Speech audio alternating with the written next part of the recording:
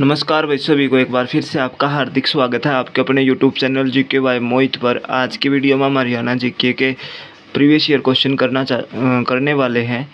ये जो क्वेश्चन है HSSC CET mains Haryana group D Haryana police constable सभी के लिए महत्वपूर्ण है। अब चलते हैं क्वेश्चनों की तरफ। मोहाली और चंडीगढ़ के साथ साथ डैश को ट्राई सिटी कहा जाता है। इस शहर को संघ शासित प्रदेश चंडीगढ़ का उपग्रह शहर भी कहा जाता है। तो ये कौन सा शहर हो जाएगा? इसका राइट आंसर पंचकुला।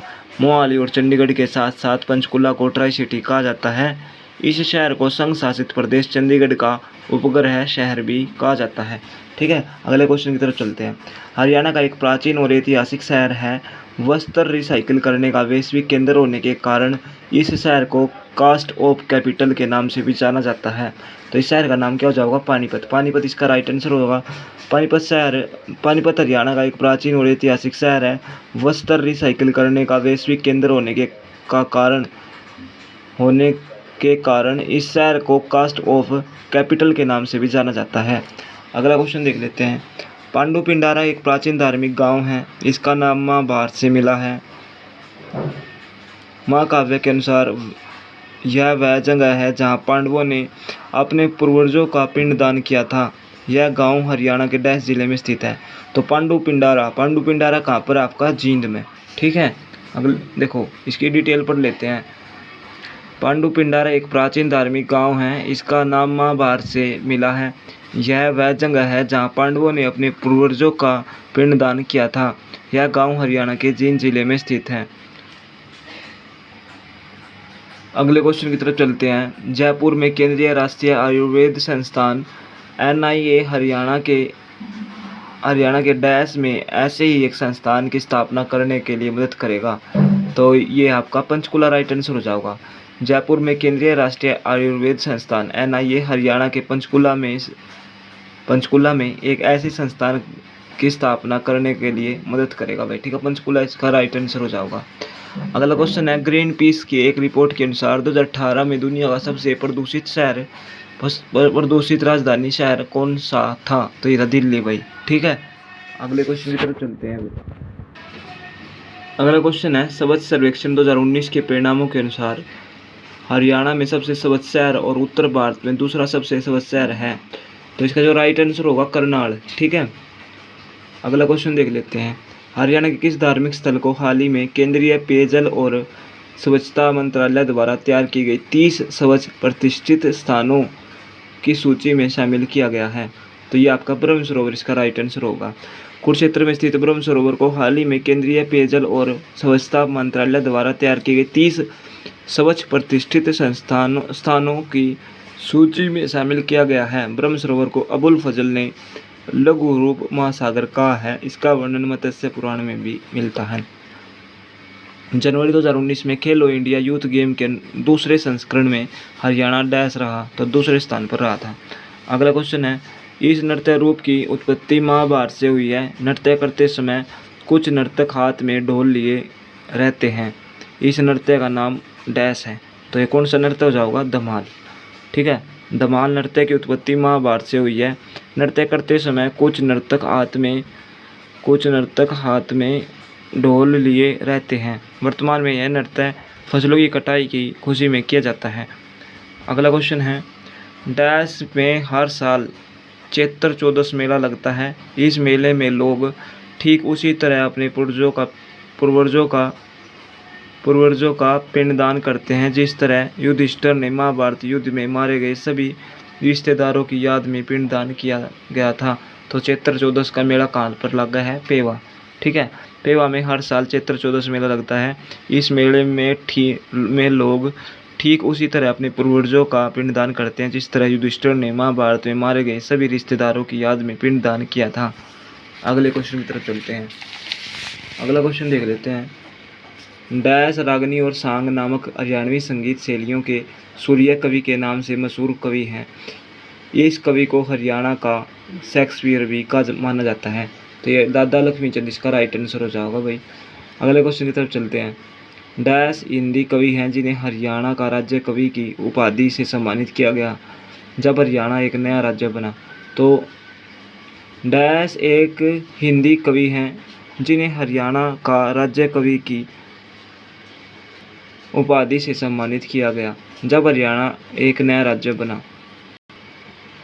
डैश एक हिंदी कवि है जिन्हें हरियाणा का राज्य कवि की उपाधि से सम्मानित किया गया था जब जब हरियाणा एक नया राज्य बना।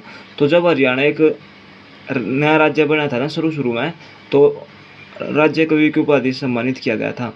अनूप चंद आफ्ताब इसका राइट आंसर होगा। ठीक है, वैसे तो यार जो ये है ना भाई, के नाम था उसका उदय भानुवंश, उसको भी राज्य कवि कहा जाता है। ठीक है, प्रथम राज्य कवि उदय भानुवंश है, पर यहाँ पे देखो इसमें उदय भानुवंश ऑप्शन में ही नहीं है। ठीक है, तो अनूप चंद आफ्ताब राइट आंसर होगा। भाई परमानंद एक प्रसिद्ध कवि है जिन्होंने हरियाणा भू आंदोलन में ये कवि सर। यहाँ पे देखो भाई ऑन ये क्वेश्चन में भाई डाउट है, यहाँ पे भाई परमानंद लिख रखा है, भाई परमानंद ऊपर आंसर अनूप चंद आफ्ताब मान रखा है, तो ये क्वेश्चन मेरे ख्याल से तो भाई गलत है। ठीक है, गलत है ये, क्योंकि प्रथम राज्य कवि उदय भानुवंश है, तो इसको छोड़ देते हैं। अगला क्वेश्चन की तरफ चलते हैं। डैश एक प्रसिद्ध कवि है जिन्हें भूदान, देखो ये क्वेश्चन है, ये असल में ये जो क्वेश्चन है ये ऊपर वाला ये क्वेश्चन है, ये गलत टाइप हो गया होगा।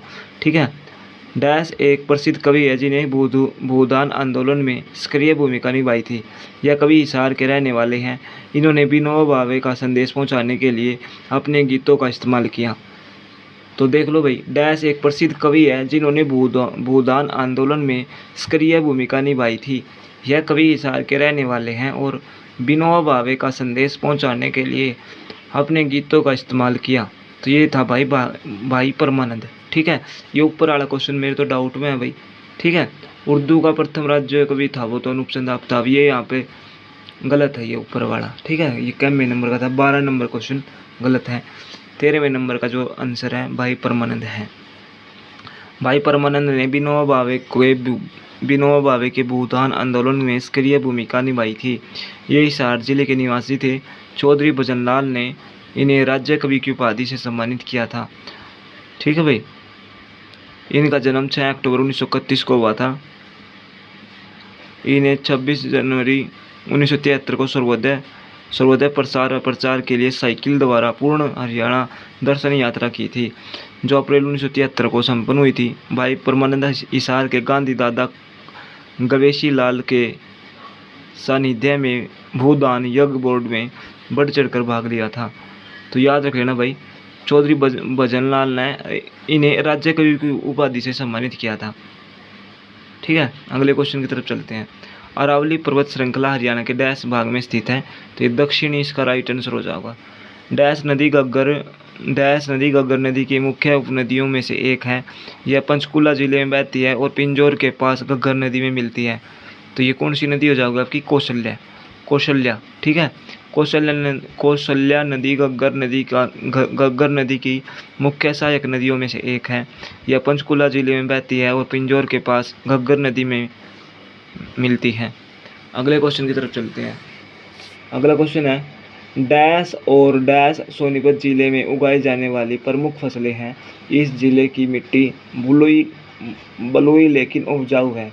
तो गेहूं और धान सोनीपत जिले में उगाई जाने वाली प्रमुख फसलें हैं भाई, गेहूं और धान। ठीक है, गेहूं और धान सोनीपत में उगाई जाने वाली प्रमुख फसलें हैं। इस जिले की मिट्टी बलुई है लेकिन उपजाऊ है। ठीक है भाई, हरियाणा में सिरसा सर्वाधिक गेहूं का उत्पादन करता है। करनाल जिला सर्वाधिक चावल का उत्पादन करता है। गेहूं सबसे ज़्यादा कहाँ पर होते हैं? सिरसा में। अगले क्वेश्चन की तरफ चलते हैं। डैश को प्राचीन काल में अरुणा के नाम से जाना जाता था। यह एक मौसमी नदी है जो मानसून के दौरान व्यापक बाढ़ लाती है। तो मारकंडा नदी का प्राचीन नाम क्या था भाई? अरुणा। तो मारकंडा इसका राइट आंसर होगा।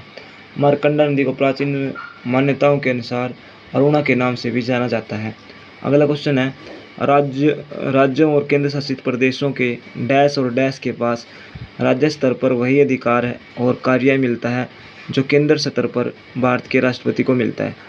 तो राज्यपाल उपराज्यपाल इसका राइट आंसर होगा। ठीक है, अगले क्वेश्चन की तरफ चलते हैं। हरियाणा की वर्तमान विधानसभा के गठन के बाद से, ये तो करंट अफेयर का क्वेश्चन है, 13वीं विधानसभा है। हरियाणा विधानसभा में कितने संसदीय कक्ष हैं? तो ये भाई 1 इसका राइट आंसर होगा। ठीक है, अगले क्वेश्चन की तरफ चलते हैं। सुन्नो देवी हरियाणा विधानसभा की डैश महिला अध्यक्ष थी। वह 6 दिसंबर 1966 से 17 मार्च 1967 तक सत्ता में थी। तो सन्नो देवी हरियाणा विधानसभा की पहली महिला अध्यक्ष थी। तो पहली इसका राइट आंसर हो जाएगा। सन्नो देवी हरियाणा विधानसभा की पहली महिला अध्यक्ष थी। वह 6 दिसंबर 1966 से 17 मार्च 1967 तक सत्ता में थी। हरियाणा विधानसभा के प्रथम पुरुष अध्यक्ष या दूसरे विधानसभा अध्यक्ष राव वीरेंद्र सिंह थे। ठीक है, अगले क्वेश्चन की तरफ चलते हैं। भारत की पहली सीएनजी ट्रेन जो हरियाणा गैस उत्सर्जन और डीजल की खपत को कम करने के लिए चालू की गई थी। हरियाणा के डैश और डैश जिले के बीच चलती है। यह ट्रेन दो इंजन प्रणाली पर चलाई जाएगी। तो हरियाणा की पहली सीएनजी ट्रेन कहाँ से कहाँ तक चली थी? रोहतक से रेवाड़ी। ठीक है, ऑप्शन नंबर डी राइट होगा इस क्वेश्चन का।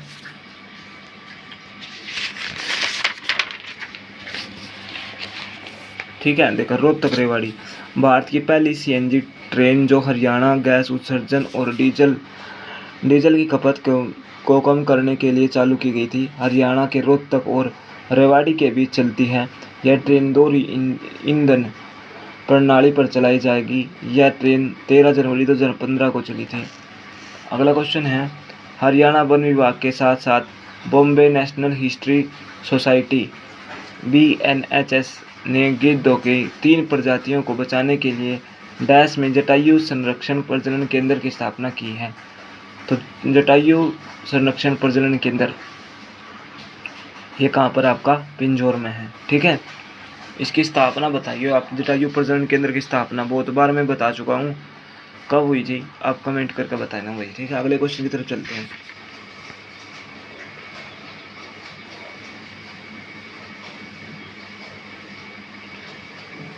इसकी डिटेल पढ़ लेते हैं। देखो, हरियाणा वन विभाग के साथ साथ Bombay national history society BNHS ने गिद्धों की 3 प्रजातियों को बचाने के लिए पिंजौर में जटायु संरक्षण प्रजनन केंद्र की स्थापना की है।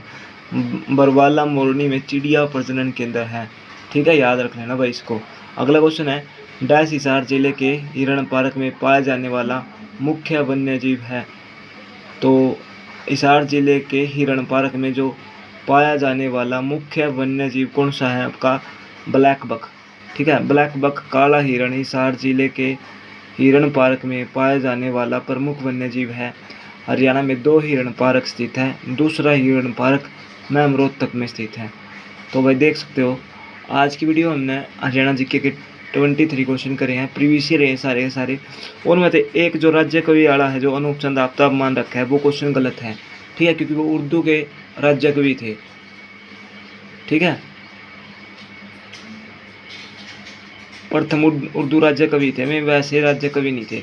वैसे तो उदय भानुवंश थे, प्रथम राज्य कवि पूछा ना, वैसे उदय भानुवंश थे। तो वो क्वेश्चन गलत है, क्वेश्चन नंबर 12। बाकी सारे क्वेश्चन सही है। वीडियो बढ़िया लगे तो शेयर कर दियो, कमेंट करके जरूर बताइए कि तुमने क्लास किसी लागी। जय हिंद, जय भारत।